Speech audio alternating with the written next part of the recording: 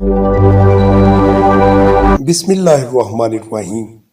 ناظرین، welcome to علم story T V. مشرق وسطی میں نہر سویز کے بحران کے نتیجے میں مصر اور روس ایک دوسرے کے قریب آ گئے۔ اس تعلق خاطر کی وجہ سے روسی سائنسدانوں کو شمالی افریقہ کے صحرا میں آثار قدیمہ کے متعلق ایک مہم سر کرنے کا اس دوران موقع مل گیا۔ اس مہم کے نتائج پیٹریکولو سیمولو نے میلان اٹلی کے ایک رسالے میں شائع کیے تھے۔ اس نے بتایا کہ رومیوں کو ہزاروں سال پہلے ایسے فلکیاتی نقشے ملے تھے جن میں اجرام فلکی کے ٹھیک ٹھیک مقامات دکھائے گئے تھے۔ ان روسی مہم جوؤں کو ایک انتہائی مہارت سے بنایا ہوا کرسٹل عدسہ بھی ملا۔ ڈاکٹر روزنبرگ نے بتایا، ان چیزوں سے پتہ چلتا ہے کہ قدیم دنیا سائنسی علوم میں کس قدر ترقی یافتہ تھی۔ قدیم مصر میں خلائی انسان کے نظریے کی موجودگی میں بھی عظیم اہرام اور اڑن تشتریوں کے درمیان تعلق کی نشاندہی کرتی ہے۔ ایک UFOlogist کے مطابق ایک خلائی جہاز اہرام کی چوٹی پر بحفاظت اتر سکتا تھا، اور یہ کہ اہرام میں موجود شاہی دیوان کنگز چیمبر دراصل ان ستارہ مکینوں کا استقبالیہ کمرہ تھا۔ صدیوں سے ماہرین اس عظیم اہرام کو بہت زیادہ اہمیت دے رہے ہیں۔ سوفیت کی ایک متنازع بانی میڈم HP وڈاسکی کا دعویٰ ہے کہ ایک پتھر کا بنا ہوا مجسمہ جس کا سر عورت کا اور دھڑ شیر کا ہے، اسے لے کر اہرام ایک طویل سرنگ تھی۔ اس کا دعویٰ ہے کہ اہرام کے کمروں میں وہ عجیب و غریب رسمیں ادا کی جاتی تھی جن کے ذریعے نوآمدہ افراد کو اس پراسرار برادری میں شامل کیا جاتا تھا۔ اس کا یہ نظریہ بھی تھا کہ یہ اہرام پتھر کی صورت میں ایک ریکارڈ تھا جو جیومیٹری، ریاضی، نجوم اور فلکیات کے اصولوں کا مظہر تھا۔ ان رسموں کے دوران میں انسان دیوتاؤں تک بلند ہو جاتے تھے اور دیوتا آسمانوں سے اتر کر انسانوں میں شامل ہو جاتے تھے۔ یہ غیر معمولی نظریات چند برس پہلے سنتے ہی رد کر دیے جاتے تھے، مگر آج صرف چند افراد ایسی جرات کر سکتے ہیں کہ ان نظریات کا مذاق اڑائیں، جبکہ حالیہ سائنسی مطالعہ کے بعد بیشتر افراد اس اہرام سے منسلک پراسراریت کے قائل ہوتے جا رہے ہیں۔ 1928 میں فزکس میں نوبل انعام پانے والے ڈاکٹر لوئی نے گیزا کے اہراموں سے پھوٹنے والی کاسمک شعاؤں کی پیمائش کرنے کے لیے ایک طریقہ دریافت کیا ہے۔ کمپیوٹر کے ذریعے ٹیسٹ کرنے کے لیے شفرین کے چھوٹے اہرام کا انتخاب کیا گیا۔ اس مہم کو قاہرہ کے عین الشمس یونیورسٹی، امریکہ کے ایٹامک انرجی کمیشن اور اسمتھ سونین انسٹی ٹیوشن نے اسپانسر کیا تھا۔ اس مطالعہ اور تجزیہ کے نتائج نے سائنس کی دنیا میں ایک تہلکہ مچا دیا۔ اس کی رپورٹ 14 جولائی 1969 کے دی لنڈن ٹائمز میں جرنلسٹ جان ٹینسٹال نے شائع کی تھی۔ وہ سائنسدان حضرات جو قاہرہ کے نزدیک گیزا کے شفرین نامی اہرام کے اندر کا ہاتھ جاننے کے لیے ایکس ریز استعمال کر رہے تھے، اہرام کی پراسراریت اسرار دیکھ کر حیران رہ گئے، جو ان کے خلائی دور کے انتہائی جدید برقی آلات کی ریڈنگ کو ناقابل فہم بنا رہے تھے۔ یہ سائنسدان ایک سال سے بھی زیادہ عرصے تک روزانہ 24 گھنٹے اس امید پر کہ اس 60 لاکھ ٹن وزنی اہرام کے اندر متوقع طور پر پائے جانے والے کمروں کو دریافت کر لیں گے، اندر تک اتر جانے والی کاسمک شعاؤں سے بننے والی لکیروں کو مقناطیسی ٹیپ پر ریکارڈ کرتے رہے۔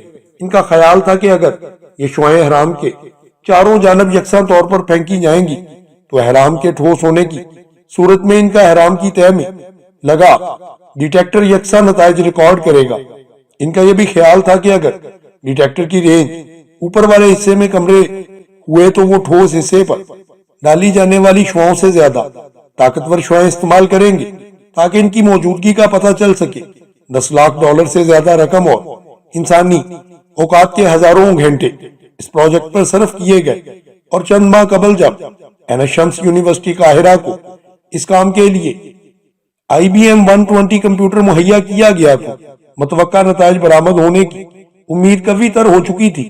عین الشمس یونیورسٹی کے ڈاکٹر امر گوہر نے، جو اس کمپیوٹر کی تنصیب کے انچارج تھے، مجھے ٹن کے ڈبوں میں بند سینکڑوں ریکارڈنگ ٹپس دکھائیں جو تاریخ دان کمپیوٹر کے گرد رکھی گئی تھی۔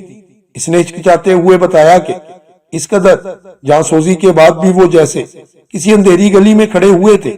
اس ریکارڈ شدہ مواد میں سائنس اور برقیات کے تمام معلوم اور تسلیم شدہ قوانین کی دھجیاں بکھیر دی تھی۔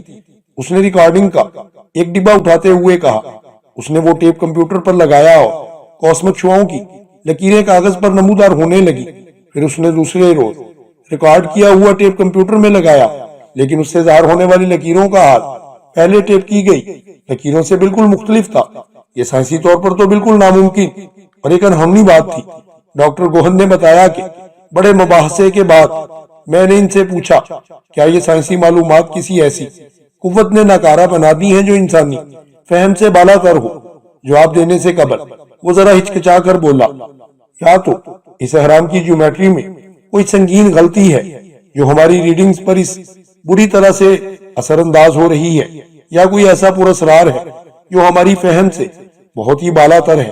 چاہے تم اسے مافوق الفطرت کہہ لو، فرائن کی بدعا کا اثر کہہ لو، جادوگری یا ساحری کا نام دے لو، اس احرام میں کوئی ایسی غیر مرئی قوت ضرور پنہا ہے جو ہماری تمام سائنسی سرگرمیوں کو مختل کر دیتی ہے۔ ڈاکٹر روزنبرگ نے اس مطالعہ پر تبصرہ کرتے ہوئے کہا، ہمارے ان جدید ترین کمپیوٹروں کی مدد سے بھی ہم ان احراموں کے اسرار کی تہ تک پہنچنے سے قاصر ہیں۔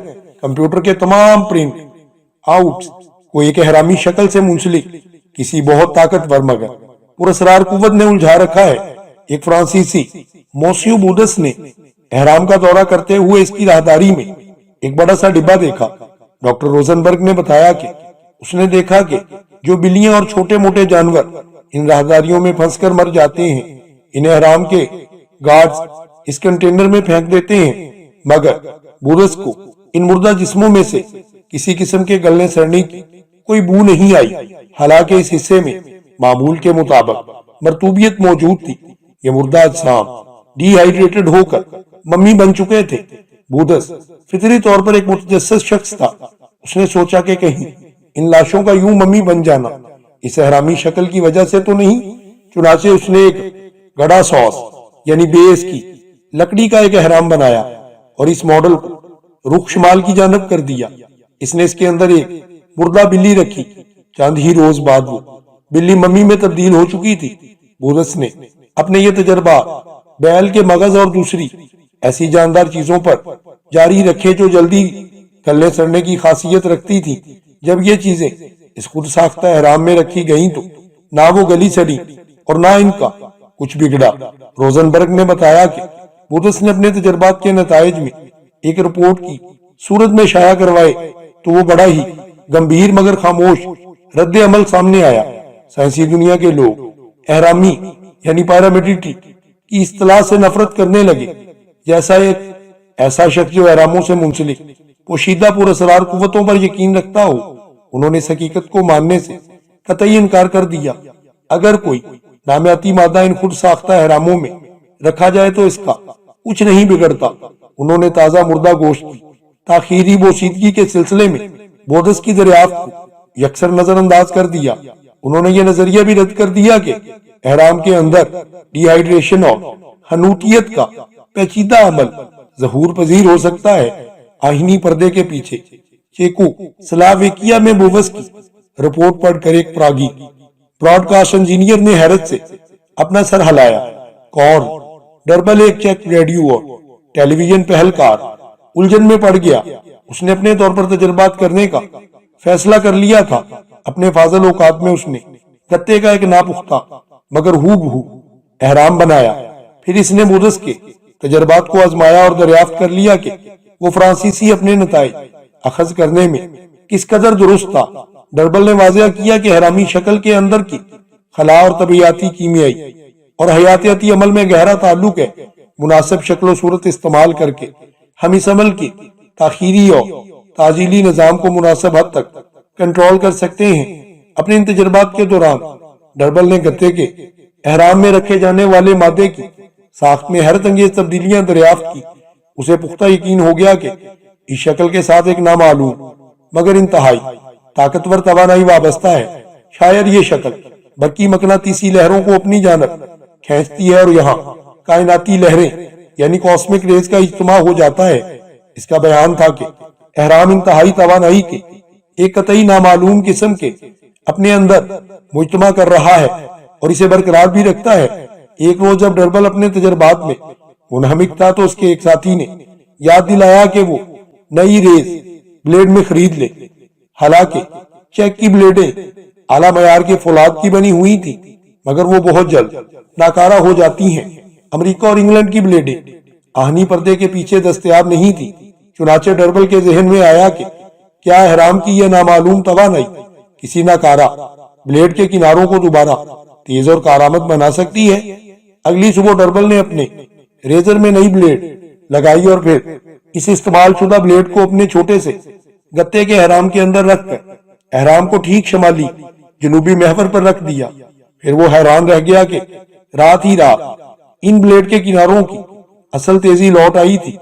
چیک انجینئر نے بلیڈ کے کناروں کو دوبارہ تیز کرنے کی بے مثال خبر بڑی تیزی سے آہنی پردے کے تمام ممالک میں پھیل گئی۔ اعلیٰ معیار کی بلیڈیں حاصل کرنا ایک مسئلہ تھا۔ ایک بار جب شیو کرنے والا کوئی بلیڈ کا پیکٹ خریدتا تو اس سے زیادہ شیو کرنا چاہتا تھا۔ ڈربل نے اخباری نمائندوں کو بتایا کہ احرام کی تکنیک کے ذریعے سے ایک بلیڈ سے آدمی 50 سے 60 دفعہ شیو کر سکتا ہے۔ احرام کے اندر کا ماحول حیرت انگیز طور پر بلیڈ کی بنیادی تیزی واپس لے آتا ہے۔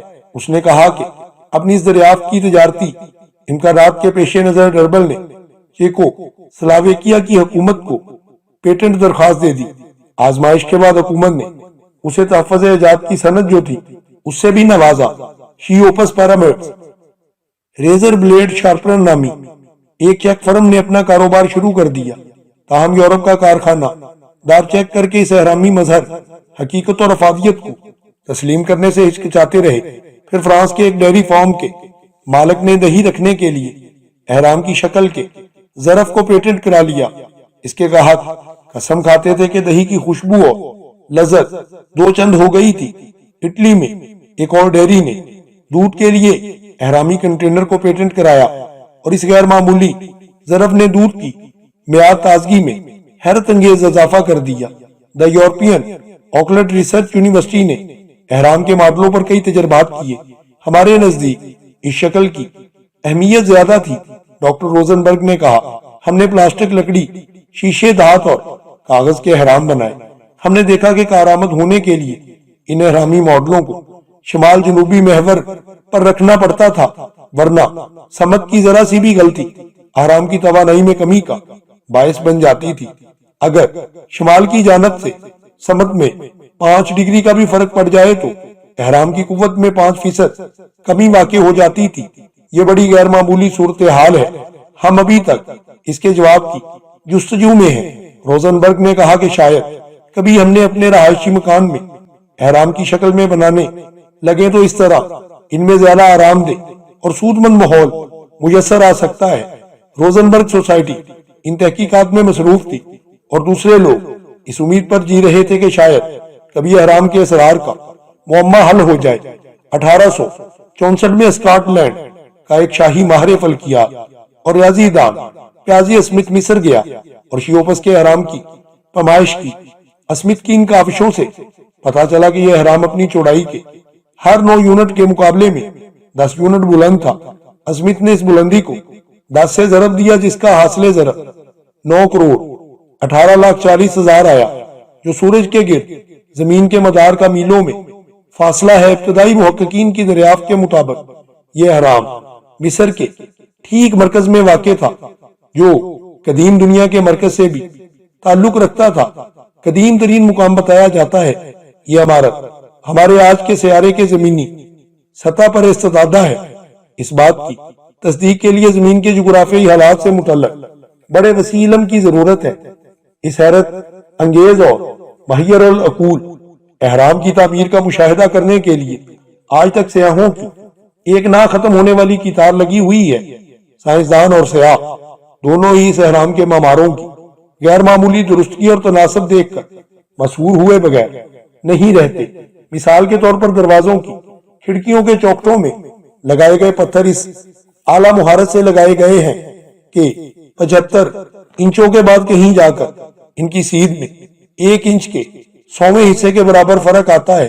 ابتدائی دور کے ایک محقق ولیم ایف پیٹری کا کہنا ہے کہ محض ان پتھروں کو اس ٹھیک ٹھیک انداز میں چن دینا بڑی حیرت انگیز بات ہے، جبکہ اس دور کے معمار اپنے تمام تر سائنسی آلات و امداد کے ساتھ ایسی نفاست اور درستگی حاصل کرنے کے لیے قطعی قاصر ہیں۔ اہرام کے معماروں کو یقیناً ایک انتہائی طاقتور سیمٹ کا بھی علم تھا۔ ہزاروں سال سے تپتے صحرا کی دھوپ اور گرم ہوا کے جکڑوں کا سامنا کرتے ہوئے چوکٹوں کو پتھر تو کہیں سے کہیں ادھر ادھر ادڑ گئے ہیں، مگر انہیں ایک دوسرے کے ساتھ جوڑنے والے سیمٹ پر آج تک نہیں آئی ہے۔ ذرا آج کے دور میں اس سیمٹ کو ہائی ویز کی تعمیر میں استعمال کرنے کے بارے میں سوچیں۔ روزن برگ نے کہا کہ اگر ہمیں اس کا وہ گمشدہ فارمولا مل جائے، ہماری سڑکیں 1000 سال تک بھی ٹوٹ پھوٹ کا شکار نہ ہوں۔ یہ عظیم اہرام بڑے درست انداز سے شمالی جنوبی محور پر استفادہ ہے۔ آج کے انجینئر 13 ایکڑ کے رقبے پر پھیلی ہوئی عمارت کی تعمیر میں سمتوں کا اس قدر صحیح اندازہ برقرار نہیں رکھ سکتے۔ اس دور کے معمار یقیناً جیومیٹری اور علم مثلث کے علوم سے بھی کما ہوکا واقفیت تھے۔ اس کی پیمائش سے پتہ چلتا ہے کہ اس اہرام کی تعمیری میں پائی اور ریاضی کی دوسری اقدار کا استعمال کیا گیا ہے۔ تاریخ دانوں کا دعویٰ ہے کہ پائی اور ایڈوانس ریاضی کے دیگر تصورات و اقدار مصر میں اہرام کی تعمیر کے 1000 سال بعد پہنچے تھے۔ ایک ماہر مصریات کا کہنا ہے کہ حکماء کا دعویٰ ہے کہ اہرام کی تعمیر میں ان پیمائشوں اور اقدار کی موجودگی محض ایک ارتقائی امر کے سوا کچھ نہیں ہے۔ اہرام کے محققین نے اہرام کی تعمیر سے متعلق ریاضی کے رمز و قوانین کی جلدوں کے ڈھیر لگا دیے ہیں۔ اس تعمیر میں ہمارے سیارے کا محض کئی اشاریہ کے نیچے تک 1 سال کی پیمائش اور لمبائی، روشنی کی رفتار، زمین کی کثافت، کشش ثقل کی اصطلاح، اسراء وغیرہ بھی شامل ہیں۔ ان میں چند ایک پیمائشیں ہماری خلائی پروگرام کی مدد سے ثابت بھی ہو چکی ہیں۔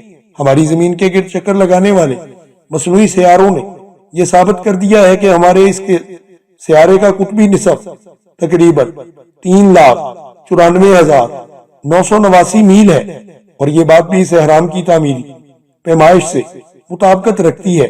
اس سنگی صندوق یا تجوری کی بھی پیمائش کی جا چکی ہے جو اس اہرام کے دیوان شاہی میں رکھی ہوئی ہے۔ اس صندوق کی اندرونی حجم یا وسعت کی پیمائش کی گئی تو وہ بائبل میں دی گئی کشتی نوح کی پیمائش کے برابر نکلی۔ ممتاز مذہبی علماء کا خیال ہے کہ کشتی نوح کسی زمانے میں اس اہرام کے اندرونی حصے میں رکھی گئی تھی۔